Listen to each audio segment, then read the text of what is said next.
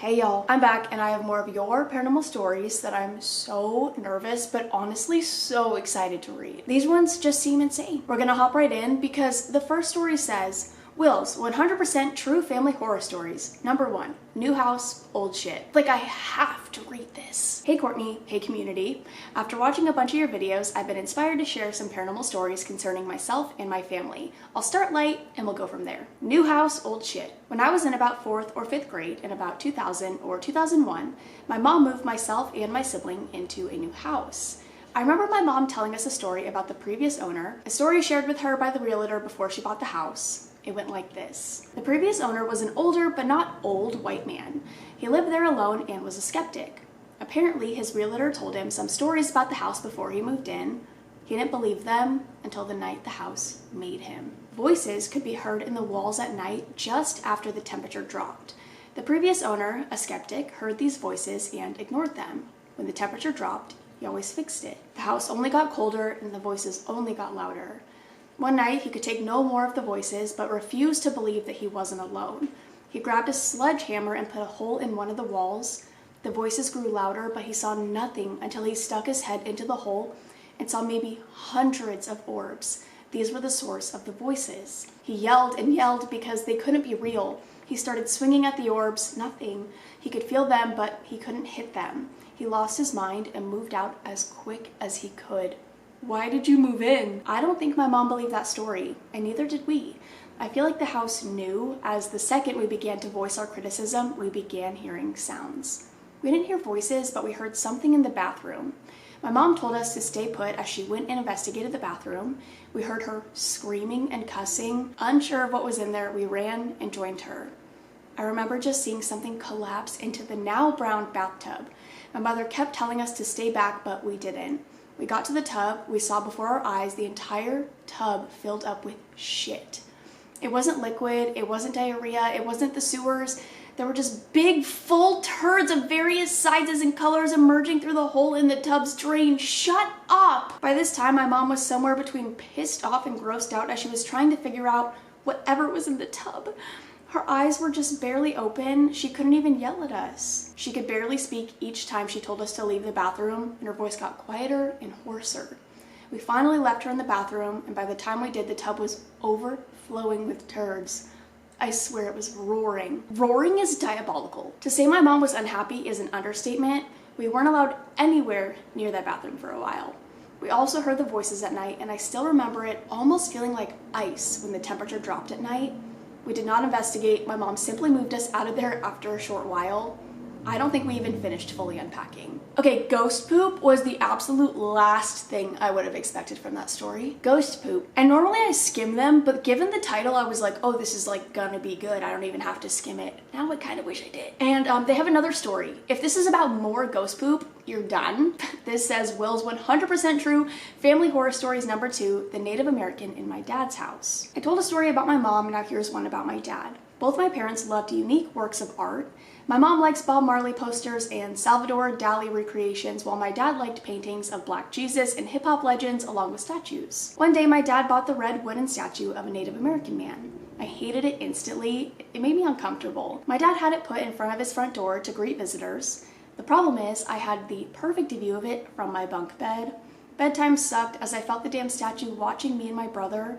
I swear one night I woke up and it was standing in front of our bunk bed. I'd go get my dad, but it would be back on its red wooden plaque.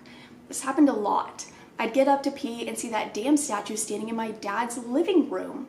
I would almost say somebody was moving it to mess with me, but it was so heavy, my dad had to have help even getting it into the house. One night I get up to pee, the statue's on its plaque. When I walked past it, I swear I felt it move. When I got back to my bed, I noticed its lips moving as if to pucker. It did that for days. I couldn't take it anymore. I tried to rotate it so I could sleep, but it was no use. I broke a piece of its plaque somehow. I put it back. I turned to leave and so did it. What? I thought better of telling my dad, so I went back to my bed. By the time I got back to my bed, it was already off of its plaque. I don't know where this bravery or stupidity came from, but I got up and snuck into my dad's front room where I saw the statue walking around for the first and unfortunately the last time. Before, it would just end up in places, but after I broke the piece off, it started walking around. More and more pieces would come off. I even remember my dad accidentally breaking a piece off. This seemed to make it ballsier. This statue's walk, by the way, I can best describe it as inhuman. No shit, it's a wooden statue. I can't even imagine what the fuck it looks like walking. I remember going to my dad's house, walking through the front door and seeing that fucking statue in pieces. A lot of them. My dad told me he accidentally broke it while vacuuming. I didn't care. It was gone and replaced by an all too realistic statue of a Rottweiler. That didn't last long at all. For years, I don't think anyone believed me until one night I'm watching a paranormal show with my mom and my siblings when one of them brought up that statue. My dad called me the second I mentioned it and said he was thinking about me. I asked him about the statue and he said, look, every time I went to work, I yelled to that statue and that house, I don't care what you do when I leave, but keep my family out of it. He wouldn't speak any more on it. He almost hung up on me. That was one of the last conversations I had with him. That's insane and also really sad. But I feel like, yeah, I don't know, honestly. The statue walking around, I don't know. I mean, obviously somebody's like soul is trapped in that statue, which is very, very sad. But don't bring me into it. Like your dad said, do not bring me into that. I didn't put you in there. Anyways, this next story says, the dead dream lady. Hey girl, I've realized that this is the therapy for the supernatural. I need to keep my mind busy and share things I can't tell most people about because some of these are insane. I'll try to make this short, but no promises. I'm sorry, LOL. The first occurrence, I was around 10 or 11 years old. My mom had just married my stepdad and we're moving into his house. He had painted my bedroom purple, gave me the coolest Scooby-Doo house shoes and little things in there so I could feel like I was at home. That's really sweet, but there was an odd smell. It didn't smell bad, but it didn't smell good. Not dirty, but not clean. It was very faint, but there were rare moments where I caught a strong whiff of it. No one else could smell it though. If my parents or friends were over in my room, sometimes the smell would waft strongly. I would yell, there it is, don't you smell it? How can you not smell that? And they never smelled it, and they would look at me like I was nuts. I don't know how long I had been living at the new home, but it wasn't long before I had started having dreams of a woman who was in my room, but it wasn't my room yet. There was a hospital bed, a few medical machines, and the room looked dark white. However, the thing I found most alarming was the woman laying in the hospital bed was hooked up to all of those machines. She looked to be in her late 80s. She had white wispy hair and her skin seemed almost translucent with some purple splotches on her cheeks. She never woke up, except for once in my dreams, but the machines indicated that she was alive. And in my dreams with her, I could smell that indescribable smell my friends and family couldn't. I didn't think you were supposed to smell anything while dreaming, so this confused me. I had this exact dream quite a few times, but nothing ever happened besides me just looking at her. I was having this dream again one night and it started normal until the heart rate monitor let out a loud ring and the line was going flat. The lady then sat up and looked at me. It's time to leave, she said. I didn't mean to wake you. I'll let you get your rest. I apologized, not even phased yet. No, not you. I've been asleep for a long time. It's time for me to leave. She swung her legs off the bed and walked out of the room to the front door and left. When she shut the door in my dream, I woke up. I wanted to go back to sleep so I could try and go back in the dream, like when you have a dream and want to go back to it, so you try to go to sleep really fast. I tried until my mom came and woke me up for breakfast. Eggos and Sunny D, breakfast of champs. The dream lady was on my mind all day. At dinner that night, I said an offhand comment about the old lady in my room dreams. My mom made a what the fuck face and asked me what I meant, so I described in vivid details, as you can tell, the dreams that I've been having for the last few months and what the dream lady looked like. My parents' eyes went wide and they didn't speak for a few moments. The awkward silence was broken by me joking, yoinks, it's the Goonie ghost? What does that mean?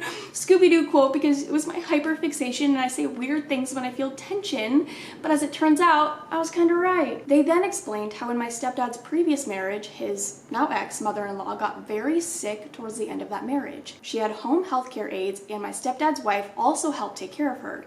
However, mother-in-law ultimately ended up passing away in the room I was now sleeping in. My dad didn't deny I described his ex-mother-in-law, and my mom stopped the conversation and said, "We don't talk about things like that in this house." It invites them in. She already died in my room, what do you mean? But we never really talked about it again. I slept on the couch that night and a few after because I was now kind of creeped out. I didn't want to dream of her anymore, much less find out where she was going when she walked out the front door. I finally went back to sleeping in my room, but I never dreamt of her again. The smell only my nose could detect slowly but surely stopped happening. This might not be scary enough to others, but I often wonder what would have happened if I followed the dream lady out the door. I wonder if that was her spirit crossing, but I guess I'll never know. No, that's exactly what I was thinking. Like, that was her leaving the house. I know the story was long and I'm sorry, but I'm a sucker for details because I have to paint a picture. I loved it. Thank you for taking the time to read this if you were able to, and let me know if you would like to hear my next one. Yes! Obviously, terrifying concept, like your stepdad's ex-mother-in-law dying in your room. Yeah, don't like that. Don't love that. But it is kind of a sweet concept that she, I don't know, made herself known, that she was there and left you alone and peacefully crossed over. I don't know, I think it's kind of sweet. Okay, and then I'm gonna read one more. This says, holy shit, these can't be real. Hi Courtney, I know you may not read this, but this is actually my first time posting or sharing this story. Maybe a little long, and I do apologize for that, but I hope you and everyone else enjoys. I've actually seen things my whole life and felt things that others may not notice are there or around them. This is one story that happened to me when I was older. Well, getting to it, this was about 2017 or so, and my ex had been at work, so I was trying to go to sleep. The room was quiet and dark, with a bit of light shining through the curtains from the street light. I finally had laid down after a long day, and I was in between that half asleep, half awake stage when I heard something and felt as though someone or something was watching me. I had a mirror as a closet door and tried looking, but I couldn't see anything. I turned a bit and then saw this creature. It was halfway outside my bedroom door. This creature actually looked like the devil. It was looking at me and had horns and a tail. He was muscular, but the eyes were just piercing at me like it could see my soul or something. It terrified the hell out of me, and I turned around trying to close my eyes and think to myself, it's only a dream. Yeah, that's right, it's only a dream. I have to be asleep. It's all just a bad dream, but that wasn't true. I started to feel my body lift in the air. It felt like I had no control or strength in my arms or my body. I was freaking out and closed my eyes tightly, again trying to think of what to do. I felt my strength completely gone and felt like the creature was coming closer. The only thing I could do was remember when I was at church and what they told me to do if something like this ever happened to me. I remembered the passages and said the passage of the Bible, and I kid you not, I instantly fell back on the bed. As soon as I did, I hurried to turn, but it was gone so quickly. And then I put the TV on for light. Okay, yeah, I would leave the house. I looked around my apartment and used my camera flashlight, but the creature was gone. To this day, I don't know what visited me that night, but whatever it was, I hope I never see it again. I wouldn't wish that on my worst enemy. Another time, like that so casually, like the transition. Okay, another time was during Christmas one year. I was home alone again while my ex was at work. For context, he worked nights, but the apartment we had together was, I feel, haunted because I always sensed something watching me. Getting back to what I was saying, the Christmas tree was up, and one night I truly felt like something was watching me, and I decided to just go to bed. Well, whatever it was that was watching me wasn't going to have that. As I opened my eyes and looked at my tree, something smacked me on the forehead. Now again, I will say this. I was alone, so what the hell was it that smacked me on the forehead like a doy? I closed my eyes tightly, then felt it. There was a weight on the bed behind me, and I was instantly filled with fear. I kept my eyes closed to pretend I was sleeping, but whatever it was knew I was awake and started gliding its claws through my hair. It reached my scalp, and I felt a ball in my throat. I couldn't talk nor open my eyes. Whatever it was, I could feel it was trying to possess me or just do whatever it wanted to me. I tried using the Bible verse, but I couldn't remember. My mind was completely blank. I was trying so hard to remember, then piece by piece it came to me. I said it in my head, and then the thing loosened its grip on me. I was able to say it out loud, and when I turned, I grabbed the remote and turned the TV on. But it was gone. There was only me in the apartment, alone, as the creature, or whatever it was, hid. That's all for now. I hope you enjoyed some of my encounters, and maybe I can tell you some more sometime. No, please. Okay, yes, but no, okay, no, yes, no, yes. I'm always open to hearing more stories, but I can't. That's terrifying. The like gliding its claw. Why would I, honestly, okay, I'm a sucker for having my hair played with. So I feel like I'd be like, do it again. Just kidding, I'd be like literally shitting my pants, throwing up, like I don't even know. All right, well that's all I have for now. Hope you guys enjoyed. If you guys have any other creepy, weird, paranormal stories that you want to share with me or the community, I will have my subreddit linked down below, as per usual. But other than that, I'm gonna go. I'm still thinking about the poop bathtub, the ghost poops. Ghost poopy turds. Not diarrhea, turd. Full-blown turd poop, ghost poop. What the fuck? Whenever people ask me what I do for a living and I tell them YouTube, and then they ask me like what I do on YouTube, and I have to like explain, which is sometimes like hard to do. I don't know. I'm like, I read stories, like I read other people's stories, which is cool. Like it's amazing that I can do that. But anyways, people always end up asking me like, oh, what's like your favorite story you've ever read? And I'm sitting there like trying to rack my brain because one, I'm so bad at like thinking of things on the spot. Like I'm horrible at that. My mind just goes completely blank. And there are a couple stories that I can like think of over time, stories that have stuck with me, whatever. But now, every time somebody asks me that, I'm gonna be like, oh, there was this person who their bathtub filled with poop, ghost poop, full-blown fucking fully formed turds. And that just can't be it. That can't be the one story that I think of. It just can't. So thank you for that. I really appreciate it. That's gonna be stuck in my head for the rest of my life. But okay, I'm gonna go. I love you guys so much. I will see you in the next one. Bye.